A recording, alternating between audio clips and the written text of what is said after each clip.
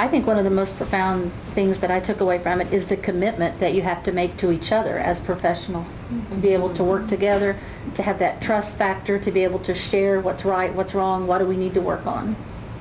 To help us work closer and more collaboratively as far as our planning and scheduling more planning time and looking at assessments and looking at data. And my interaction with my colleagues has been a very positive one because I've been able to see and gather, just like the kids have varied learning styles, the teachers have varied learning techniques, and it's allowed me to see the different ways to teach one particular objective.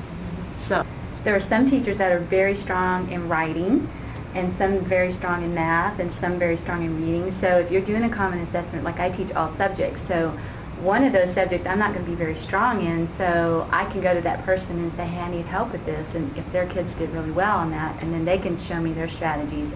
what can I do to improve my lesson to help the kids? So basically we're trying to create a risk-free environment for the children as well as for ourselves. Right. That's true. To know when to ask for help Yes, and to learn. and not be Yes. embarrassed about it or You don't have to feel be strong awkward. in everything. Right. It's okay. right, it's okay. Rick Stiggins' speech was the one that I really got a lot from, and his idea that there's enough A's for everybody, that reteaching is vital in this, and it gives the student a feeling that they're not going to fail, you're not going to let them fail, that it's a team behind them.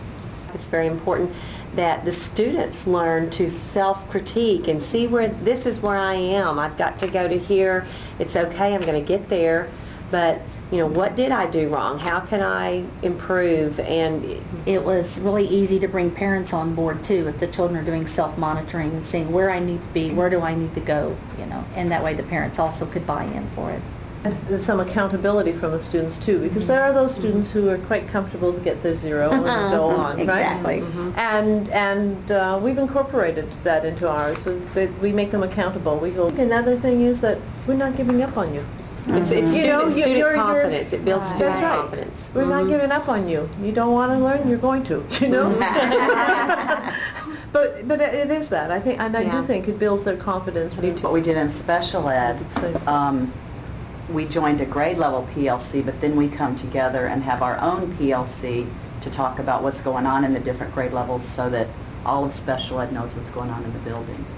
We had done at our school, even just yesterday, had a vertical meeting with the grade level before, third grade, just to kind of show them strategies and things that they can do with students in the last 6 weeks for, when the students come to us at the beginning of fourth grade, and writing strategies and how to grade writing and rubrics and those type of things, and just having the dialogue with vertical teams is just crucial. It's very helpful, that we meet once a week and we talk about our plans. Maybe I plan one part of the lesson plans for that week. Maybe I'm doing reading in the 6 weeks. But we meet as a team and say, okay, here's what we've come up with. These are the strategies we're going to be using this week. It's the objective that we're working on. We're all going to be working on, cause and effect or something like that.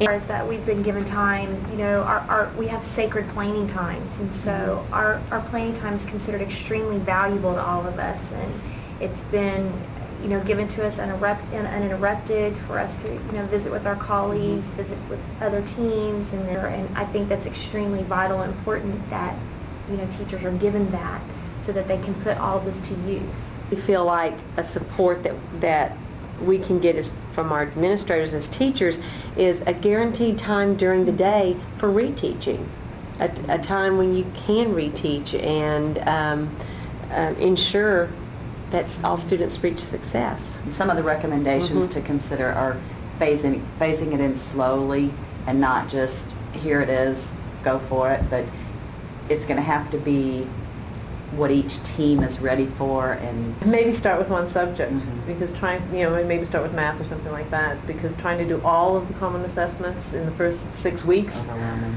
it's overwhelming, and it's not feasible. It cannot be that culture all at one time. Like we came out of that meeting that we went to and everybody says, yeah, let's go back, let's do this. Well, you can't just do that all in the month of August or September. So if you take little bits I having all of KDISD participate, they're going to see firsthand what we all saw as we went to each different conference over the last year. Well, Yeah, motivated. and honestly, to me, it's hard to explain what a PLC is. It's a culture that's hard to explain, and I feel like by all of us seeing the DeFores and whoever else is coming with them, that it's going to put a focus on our whole district. I think that you walk away from something like that with such enthusiasm that when you go back to your current school, I mean, it's kind of almost if you're not there, then you can't appreciate it, and you can only share so much of your enthusiasm.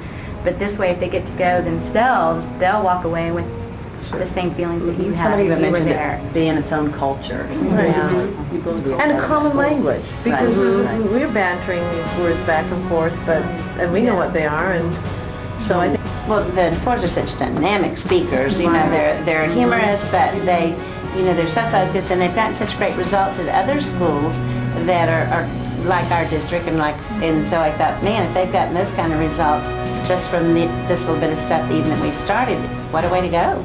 You feel inspired and empowered and Excited about going back to and you're teaching. wanting to get back to work so you can try new ideas. It's not the... And you can realize too that you're not in this alone. You can go to any teacher at any grade level and just say, hey, can you help? Or I have this idea, let me share it with you. And you just share your wealth of knowledge and just a lot of self-confidence as a teacher. And I think the thing that really I came out with is I can make a difference. Sometimes when you feel beaten down or whatever, I came out feeling I really can make a difference. However small, but it's going to work. It's gonna work. It's gonna work. All together. You want to solve? It's gonna work.